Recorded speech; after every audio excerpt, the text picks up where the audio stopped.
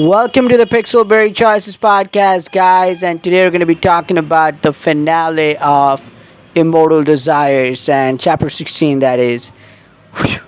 So, a lot to process. Well, not really a lot, but just emotions with this. So, first of all, before I get into what happens, what do I think of the finale? Okay, we'll get to that by the end because we have a lot to talk about. So we see that we are in our room, our mom is taking care of us, and we have been out for days, and we come back to our senses, and we have some conversations with our mom, and from that we get to sort of doubt this, that we have this doubt, and we get the hint that our mom doesn't really remember, and probably most of the town doesn't really remember what happened that night.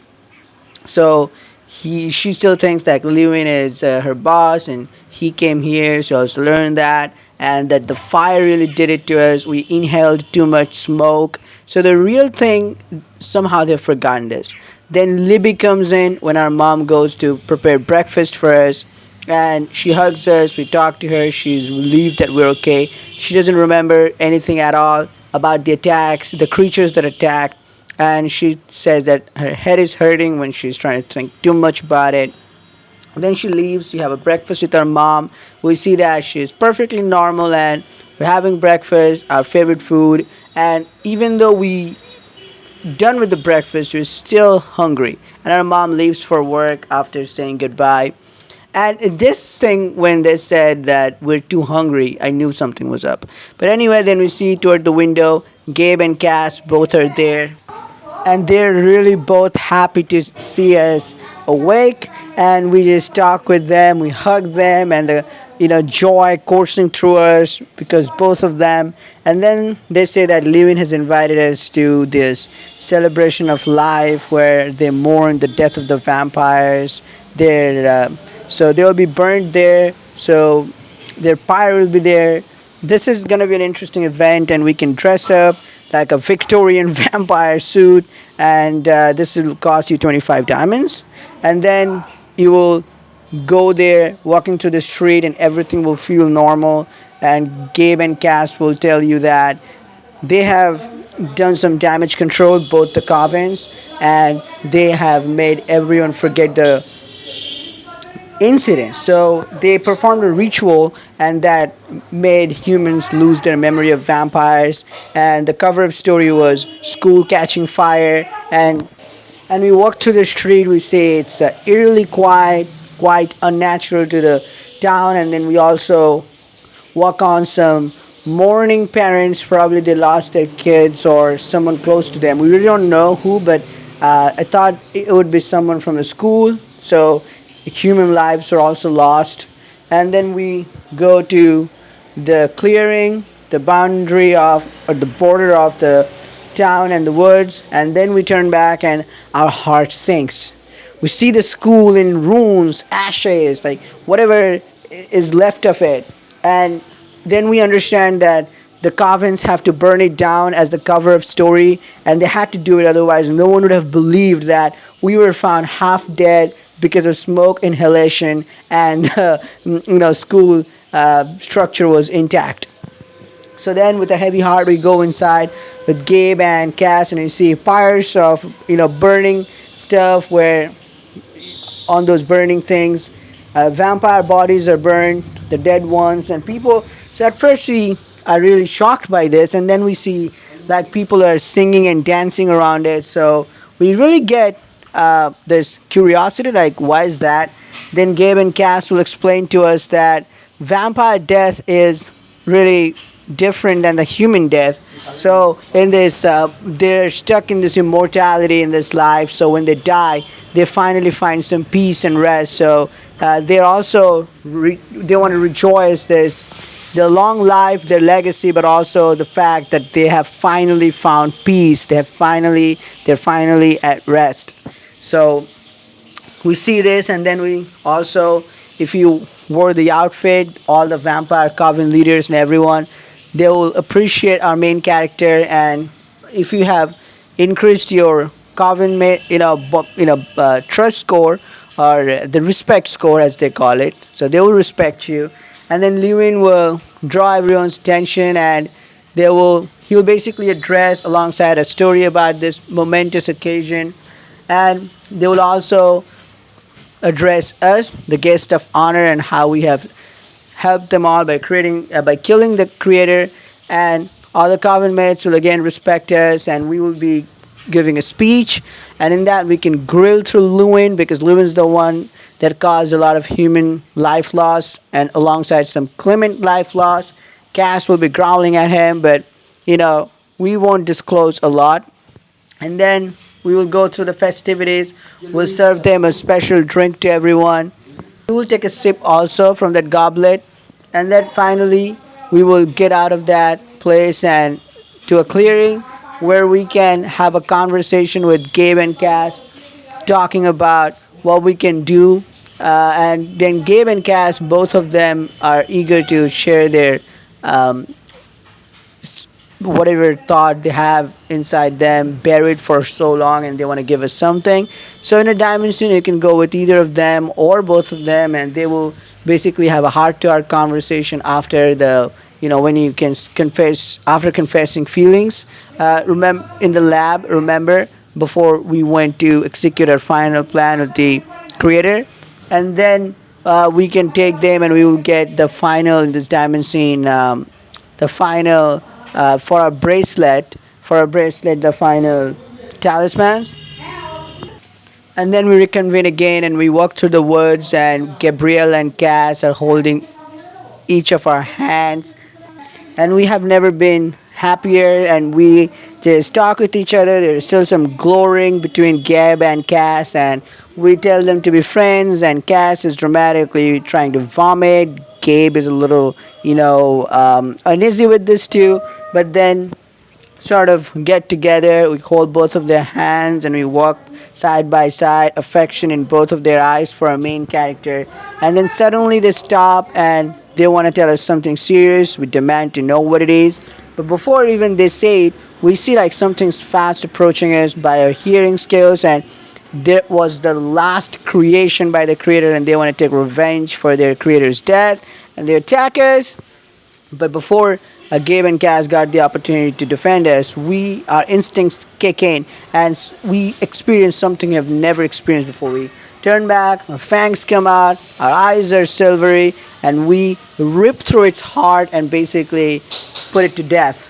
And that's how I realized it. So before they even got the chance to say what we are, we got to know that we have a vampire, and we have this new ability. And next, it ends there. If you didn't choose all the diamond scenes to collect all the talismans, but if you have collected them, you get the bonus scene in which you see what happened after your fight and after you lost your senses against the creator. So after you drop down, Gabe and Cass were on either side of you, and then Gabe and Cass will look for our consciousness, but our life will be leaving our body too soon, and then Cass will lift one arm to his lips, and Cass and Gabe will exchange a look, and after exchanging that look, Gabe will hesitate for a sec, but they will know what to do. So basically what they would do, they would transform us, and after transforming us to vampire to keep us alive, they will take us to our home, and our mom will be worried for us, and they made a promise to keep us safe. So from Gabriella's perspective, we can see that. From Cass's perspective, we'll see that we're in the coven and we're threatening Lewin to, not we, but Cass is threatening Lewin alongside Gabriella to leave our MC and our MC's mom alone, that they know Lewin's dirty secret and they will expose it if they don't leave us alone. So that literally worked really well. And then they come back. Gabe and Cass, they were routinely checking on us when our mom wasn't there. They were at vigil. They were taking care of us. And then this morning, when the book started for the final chapter, when you get back to our senses, we can either say Gabriella Cass or Cass Gabriella. Whatever sound we make it while lying in our bed, and this reaches first Cass's ears far away in the jungle, and then Gabe's ears in the parting place, I guess, and they both come and they converge. They come hurriedly and they converge, and they know that we are awake, we're alive, and then they wait for our mom to go with, and through the window they come, and we basically hug them. We know what happens after that, and then in the present time, we hold both of their hands, and hand in hand, we walk through the forest, we walk through the woods. So we are now a vampire, and we have two vampire lovers on either side of us, Cass and Gabe. And we will explore this. This is something we need to explore, and we'll see. We'll take things one day at a time, and we'll see how this will work out. But this is a new chapter for a new life, and that's where it ends. We are walking through the forest toward our home, hand in hand. On one side, Cass, on one side, Gabriella, the best kick ass team ever. And we're happy together. A group of three vampires, finally. So, I would say this was always about Cass and Gabe and our main character, not just as a love triangle, but how well we worked together as a team and how they cared for us deeply. Both, no matter who you choose, always, but both Gabe, Gabriella, or whatever, and Cassie, or whatever, Cass and Gabe, both of them will care for us deeply, both of them. And at the end, they will develop a mutual weird friendship, hilarious one also. And together, three of us will be a force to reckon with, an unbreakable bond. That's, I think, the whole thing of this book. So, I don't think this book was ever meant to be focused on the creator, vampire killing, Astoria, Lewin, or anything else, but it's always been about this bond between MC, Cass, and Gabe, because creator wasn't given any time. The death was too easy. Astoria, Lewin, I don't know, like this is sort of not an ideal condition because Lewin did something bad, but we are using it as a wedger now. Cass and Gabe use this as a wedger to keep our MC safe, you know. So it's not a perfect world, it's not an ideal world, but you do you, and our main character gets to have his best life or her best life the way it's possible with Cass and Gabe.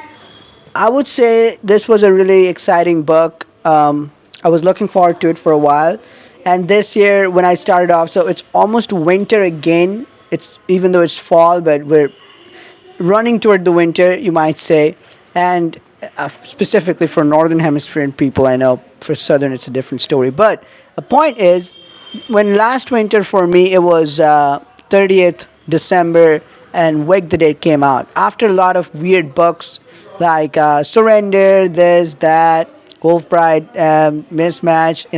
That was not released yet, but a lot of gender locked books, sex, romance, these kind of books. Wake the Dead came out when I used to look forward to Wednesdays and Thursdays whenever I used to read it. That the next chapter is going to be interesting, full of action, drama, the music was epic. And then Wake the Dead ended during the summertime while it started off in the winter.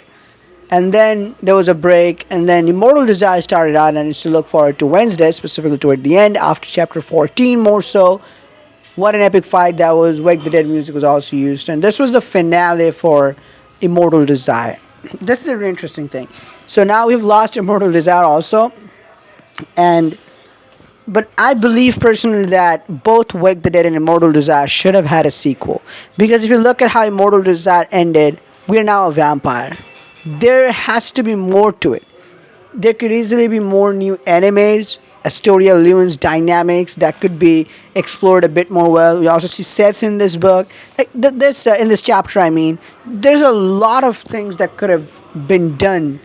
Like they just ended all of a sudden. Like we have discovered this big secret. Like we are a vampire. Why we work so well with vampires? I think there could have been a lot to this, like Bloodbound. Like a trilogy for this book and Wake the Dead, I think it deserved. Otherwise, it's super rushed. That's one thing. The other thing is that now this book ended. You look at Choices Library, you have Laws of Attraction, you have The Nanny Affair, which is almost ending. You have Murdered Homecoming, and you have Phantom Agent coming. After that, to be honest, we have all gender locked books and mostly steamy romance novels like Surrender. Romance is not the right word for that, but anyway, we have Surrender 2, we have Jennifer, we have Kiss of Death, we have Getaway Girls, we have Roommates with Benefits, which we don't know yet is going to be gender customizable or not, or how is it going to be. Probably steamy book. A lot of people are saying chapter and episode. They have a lot of books like that, this genre. And then we have First Comes Love, which is going to be an interesting book. And then we have sequels, which are definitely going to be interesting, like Crimes of Passion 2, Cursed Heart 2, Untamable 2 the next year, Blades of Light and Shadow 2, and definitely some new mystery, horror, or supernatural drama book like this. We don't know. Hopefully there one. And yeah, slow burn is also going on, so that's something. But other than that, it's just gonna be and after a time of having a lot of books, it's gonna be again not that much interesting books again for 4, 5, or 6 months, and then from April or March, May or June, July, August next year, I think we'll have more books. But that's a long way into the future. So far, this is Immortal Desire, definitely end of an era since last December when we started reading Wake the Dead in terms of supernatural mystery books, supernatural books. This is something. Immortal Desire, again, a well book denied a sequel and super rushed that you didn't even get to enjoy the story really well. Chapter 14 was ideal, but after that, 15, 16, it was as if they were trying to rush it. It's like, you don't want to tell a kid is basically requesting you to tell a story. They're not going to sleep otherwise, and you just skim through it like, yeah, I'm just going to tell you a story. Yeah, just rush it off. Let's tuck him to bed and then go do whatever. That's how end chapter of Wake the Dead, and that's how more so end chapter of Immortal Desire felt. And even so, the fact, even if you don't have the diamond scenes, this chapter is literally a crappy chapter. So that's pretty much for Immortal Desire. Let me know, guys, your thoughts, opinions, and your choices. What happened in your case? What different outcomes you can see? All your important decisions in the comments below. See you in the next video. Till then, peace out.